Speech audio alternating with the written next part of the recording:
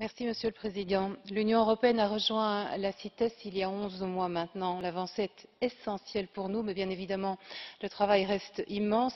C'est un petit peu comme si à chaque fois que le sort d'une espèce s'améliore un peu, je pense par exemple à celui des pandas géants, ce devait être une autre espèce qui vient s'ajouter à la liste rouge de l'UICN des espèces en danger critique d'extinction. C'est le cas maintenant du grand gorille de l'Est qui est victime d'un braconnage intense au Congo.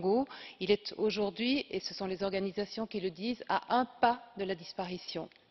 L'Union européenne, c'est le cas de le dire, a un rôle essentiel à jouer à la grand-messe qui va s'ouvrir à Johannesburg. Elle doit oser bousculer certains de nos partenaires stratégiques, je pense à la Chine, je pense au Japon, et mettre à l'ordre du jour, cela vient d'être évoqué par Mme Girling, la question sensible du commerce d'ivoire d'éléphant, de cornes de rhinocéros et d'os de tigre. L'Europe doit aussi montrer l'exemple en tant qu'important marché de transit.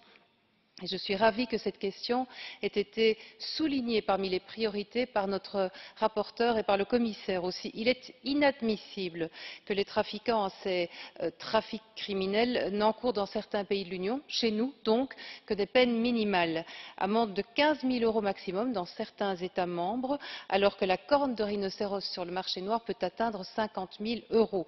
Les sanctions doivent être harmonisées et réellement dissuasives.